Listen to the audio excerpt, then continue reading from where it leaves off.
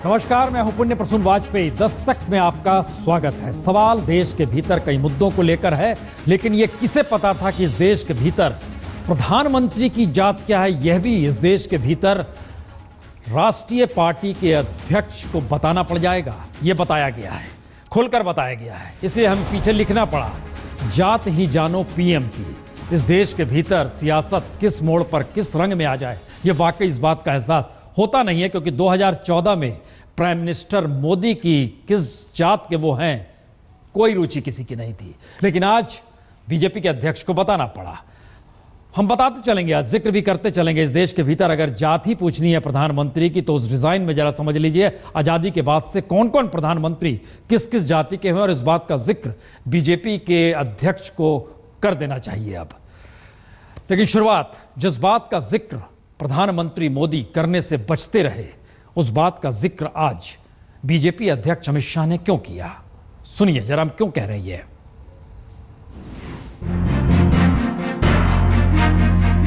जातिवाद की राजनीति बहुत हो चुकी,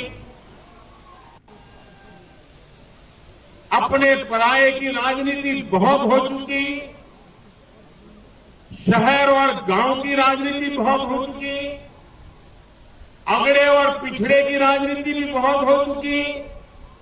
हर किसी ने अपनी दुकानें खोल खोल करके जितना माल हड़प कर सकते थे कर लिया।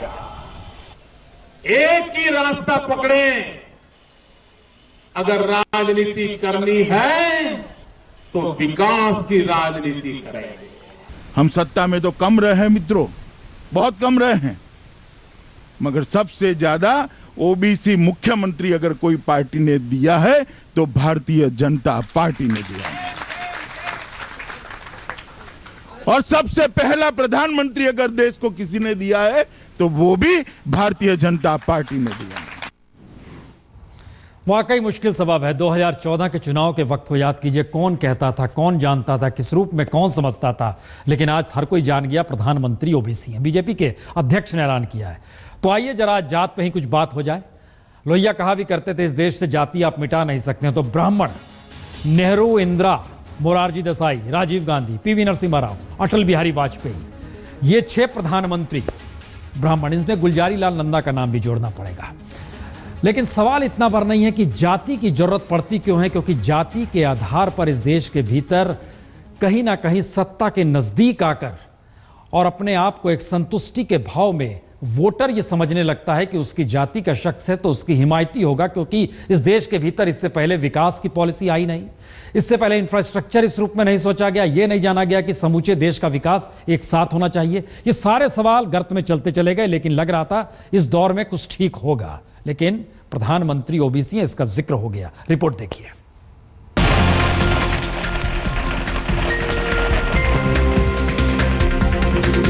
पटाखों का यह शोर है तो बिहार विधान परिषद में मिली जीत के जश्न का। लेकिन बिहार विधानसभा चुनाव को लेकर बीजेपी की धड़कन कुछ इस सरीखे बढ़ गई है कि आज बीजेपी अध्यक्ष ने भाषण में इसका जिक्र अपने तरीके से दे दिया। और सबसे पहला प्रधानमंत्री अगर देश को किसी ने दिया है तो वो भी भारतीय जनता पार्टी ने दिया है। ओबीसी वर्ग के सबसे ज्यादा विधायक आज किसी एक पार्टी के पास है तो वो भारतीय जनता पार्टी के पास है, और सबसे ज्यादा सांसद भी एक पार्टी के पास है तो वो भारतीय जनता पार्टी के पास है। जी सही सुना आपने। कल तक जो बीजेपी जात की राजनीति करने का विरोध करती थी और प्रधानमंत्री बनने से पहले या प्रधानमंत्री बनने के बाद प्रधानमंत्री मोदी ही जातीय राजनीति को खारिज करते थे, आज बीजेपी अध्यक्ष ने यह कहने में कोई कोताही नहीं बरती कि प्रधानमंत्री मोदी ही नहीं बल्कि बीजेपी ने तो सबसे ज्यादा सांसद भी ओबीसी के ही दिए हैं। और भारतीय जनता पार्टी एक ही ऐसी पार्टी है जिसने सबसे ज्यादा, हम सत्ता में तो कम रहे हैं मित्रों, बहुत कम रहे हैं, मगर सबसे ज्यादा ओबीसी मुख्यमंत्री अगर कोई पार्टी ने दिया है तो भारतीय जनता पार्टी ने दिया है। यानी झटके में जातीय राजनीति बीजेपी के केंद्र में आकर खड़ी हो गई।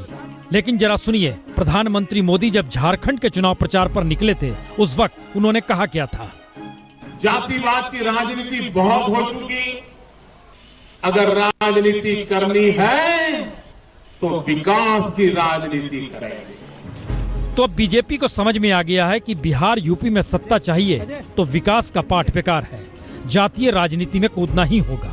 और पहली बार बीजेपी ने ओबीसी मोर्चा भी बना लिया और समाजवादी पार्टी छोड़कर आए एसपी बघेल को मोर्चा का अध्यक्ष बना दिया गया।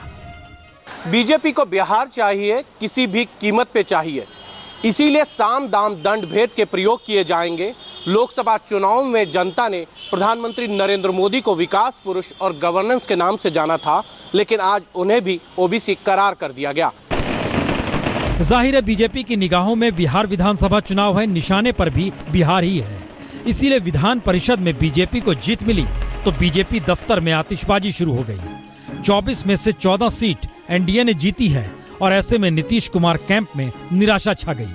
भाजपा के लोगों ने सेमीफाइनल की बात की और यदि उनके उम्मीदवारों की सूची देखिए, साधन संपन्न लोगों को ही उतारा था उन लोगों ने, जो अफराद पैसा खर्चा कर सकते थे।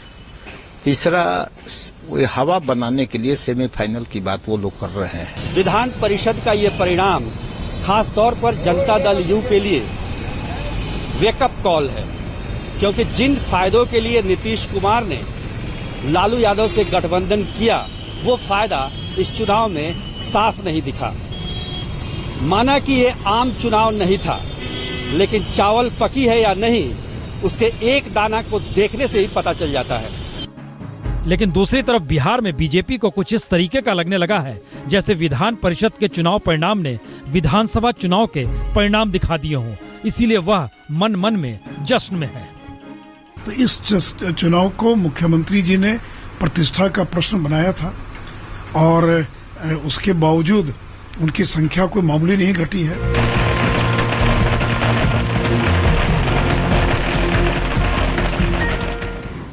तो दिन में दिवाली मनाई जाए, पटाखे फूटे जाएं, लेकिन ये कहां का सुरूर हो चला है कि इस देश के भीतर दोबारा उस राजनीति को पैदा किया जाए सत्ता के लिए जहां पर जात ही जानो पीएम की इस बात का जिक्र करना पड़े। ब्राह्मण आपने समझ लिया, 6 प्रधानमंत्री दिए गए, राजपूत 2, वीपी सिंह, चंद्रशेखर। सवाल है कि इन सब जातियों का जिक्र आज इसलिए करना पड़ रहा है क्योंकि सत्ताधारी राजनीतिक दल के अध्यक्ष ने इस बात का जिक्र किया है कि प्रधानमंत्री मोदी ओबीसी और पहली बार ओबीसी प्रधानमंत्री इस देश में आया। ये सच भी बताएंगे कि ये कितना सही है, उस पर भी आएंगे। लेकिन उससे पहले प्रधानमंत्री मोदी रूस में कुछ बदले से नजर आए और एक नई दिशा में भारत पाकिस्तान के संबंधों को लेकर कदम बढ़ा दिया उन्होंने।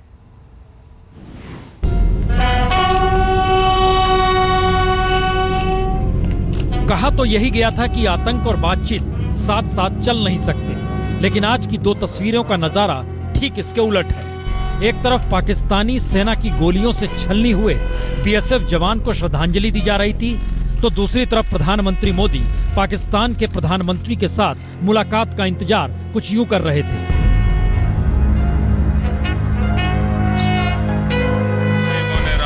यानी कुछ दिनों पहले खुद प्रधानमंत्री ने ही कहा था बातचीत और आतंक। आज रूस के उफा शहर में नजरिया बिल्कुल बदला हुआ था, बातचीत भी हुई और प्रधानमंत्री मोदी ने पाकिस्तान जाने का न्योता भी स्वीकार लिया। अब अगले साल नवंबर में सार्क सम्मेलन के वक्त प्रधानमंत्री मोदी पाकिस्तान जाएंगे। यानी वह सवाल गौण हो गए जब पीएम बनने से पहले खुद नरेंद्र मोदी और आरएसएस प्रमुख तक पाकिस्तान को आतंक के खिलाफ पाठ पढ़ाने को तैयार थे और निशाने पर पीओके यानी पाकिस्तान के कब्जे वाले कश्मीर को लेकर बोलने से नहीं चूकते थे। और भारत की जनता इस बात पर एकमत है कि कश्मीर जाएगा नहीं, जितना गया है उतना वापस आएगा, ऐसा ही हो रहा है। लेकिन आज संघ भी खामोश रहा क्योंकि उसने मोदी सरकार पर पूरा भरोसा जताया है और सरकार चलाने में 2019 तक कोई रुकावट न डालने का प्रण लिया हुआ है। लेकिन मोदी नवाज शरीफ मुलाकात के बाद झटके में वैसे बहुतेरे सवाल खड़े हो गए जो वाजपेयी के लाहौर यात्रा के दौर के बाद खड़े हुए थे और कमोवेश आज सारे सवाल जस के तस हैं। उस वक्त करगिल हुआ तो साफ कहा गया पाकिस्तान में सेना और सरकार सत्ता के 2 ध्रुव हैं। फिर संसद पर हमले से लेकर मुंबई हमले तक के दौर में आतंक को पाकिस्तानी सत्ता की पॉलिसी माना गया। सीज फायर के उल्लंघन पर चुनी हुई सरकार की बेबसी पाकिस्तान में बार बार उभरी। आतंकवादियों को आश्रय देने के सवाल पर आईएसआई सत्ता की तीसरी धारा बनकर उभरी। और इन सब के बीच पाकिस्तान के कश्मीरी राग ने भारत के बीच बार बार ये सवाल खड़ा किया कि पाकिस्तानी सत्ता अगर अलगाववादियों के साथ ही खड़ी हुई नजर आती है तो फिर बातचीत का रास्ता कैसे निकल सकता है। और वहीं देखिए आज भी कश्मीर का राग पाकिस्तानियों की तरफ से ही गाया गया। जब तक कश्मीर का मसला हल नहीं होगा उस वक्त तक ताल्लुकात ठीक नहीं हो सकते। ये बुनियादी जड़ है खराबी की। तो मुश्किल यही है, एक तरफ प्रधानमंत्री मोदी हाथ मिला रहे हैं और दूसरी तरफ कश्मीर घाटी में लाइन ऑफ कंट्रोल पर भारतीय सैनिक मारे जा रहे हैं। बीएसएफ का यह जवान कल ही नौगांव सेक्टर के काराम पोस्ट पर पाकिस्तानी सेना की फायरिंग में शहीद हो गया। फिर वही सवाल, प्रधानमंत्री की जात बताने की जरूरत पड़ी क्यों? क्या यह राजनीतिक सियासी जरूरत है? और शायद इसीलिए पन्नों को पलटिए तो फिर नाम आएगा कायस्थ, लाल बहादुर शास्त्री, खत्री, इंद्र कुमार गुजराल, सिख, मनमोहन सिंह। इन सब की जरूरत बताने को कल क्या कोई फिर से पड़ जाएगी, जिस रूप में आज बीजेपी के अध्यक्ष को जरूरत पड़ी कि प्रधानमंत्री मोदी पहले ओबीसी हैं। वह भी बताएंगे वो कितना सही है या कितना गलत है, इस पर भी आएंगे। लेकिन इन सब के बीच मिजाज सत्ता का बदल रहा है और शायद इसीलिए पुणे फिल्म इंस्टीट्यूट के भीतर से अब आवाजें जिस रूप में निकल रही हैं उसमें बॉलीवुड भी खड़ा और खासतौर से कपूर खानदान। आप क्या सिखाएंगे? जो बच्चे आपको पहले ही आपकी बेइज्जती करके बैठे हैं, आप क्या सिखाओगे उनको? जब ऋषि कपूर ने यह सवाल खड़ा किया कि पुणे फिल्म इंस्टीट्यूट का मतलब होता क्या है, तो सवाल यह भी उठा, क्या सरकार का नजरिया शिक्षा या फिल्म संस्थानों को लेकर बेहद संकीर्ण हो चला है? हमारा जो प्रोफेशन है ना, फिल्म का profession, it is not a thing of theory. किताबी बातों से ये नहीं चलता। हमारा जो प्रोफेशन है बेसिकली प्रैक्टिकल्स होती है, उसकी थियरी नहीं होती कि आप उसे आप उसे how will you learn by it. You can't be bookish, you can't learn by the book. और यही वजह है कि film and television institute of India में गजेंद्र चौहान को चेयरमैन बनाए जाने पर विवाद बढ़ा। तो बॉलीवुड में सबसे पहले जिस स्टार ने छात्रों के समर्थन में आवाज बुलंद की वो रणवीर कपूर निकले। और आज ऋषि कपूर ने भी गजेंद्र चौहान को आईना दिखाने वाले कई सवाल उछाल दिए। तो इसको सुधारने का एक ही तरीका था कि व्हेन आपकी जो ओपनली आपको अपोज किया जा रहा है, आपकी खिल्ली मचाई जा रही है, आपका जुलूस निकाला जा रहा है, तो इस बीच में मेरे ख्याल में आपको अपने आप ही वॉलंटरली रिजाइन कर देना चाहिए। यानी मुद्दा सीधा है, सिनेमा का मतलब सिर्फ अभिनय नहीं है, सिनेमा का मतलब समाज की धड़कनों को समझना भी है और फिल्म निर्माण की हर बारीकी को समझना भी। कपूर खानदान इस बात को अच्छी तरह समझता है कि खुद राज कपूर पिता पृथ्वीराज कपूर के थिएटर में रहते हुए पहले नाटक की बारीकियों को समझते थे और नाटक खत्म होने के बाद पृथ्वीराज कपूर हर सदस्य को नाटक के हर पक्ष के बारे में बताया करते। सवाल है उन सैकड़ों छात्रों का जिनकी पढ़ाई बीते 29 दिनों से ठप है क्योंकि सरकार ने गजेंद्र चौहान को चेयरमैन बना दिया है। और छात्रों का साफ कहना है कि फिल्म इंस्टीट्यूट का मतलब है विचारों की आजादी, अभिव्यक्ति की आजादी, न्याय और निष्पक्षता, व्यक्तित्ववाद और बेरोक टोक आत्म अभिव्यक्ति।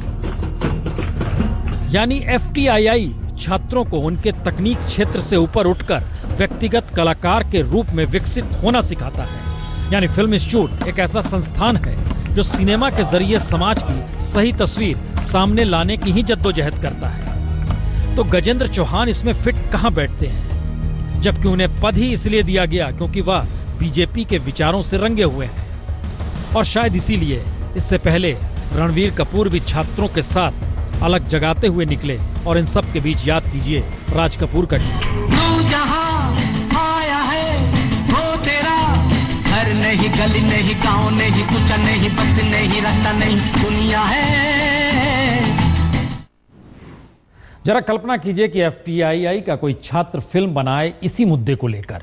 ये होती है अभिव्यक्ति की स्वतंत्रता और ये होती है कला। लेकिन दोबारा लौटते हैं, हमने चूंकि पीछे लिख रखा है जात ही जानो PM की, तो एक बहस इस बात को लेकर भी है कि चरण सिंह भी तो OBC के कैटेगरी में आते थे।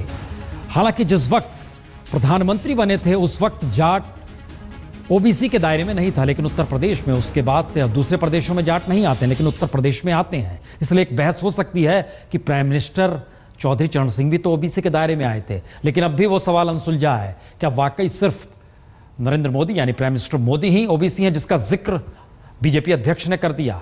बताएंगे वो, लेकिन इन सब के बीच शिक्षा और कला संस्थानों को लेकर नजरिया सत्ता का क्या हो चला है, रिपोर्ट देखिए।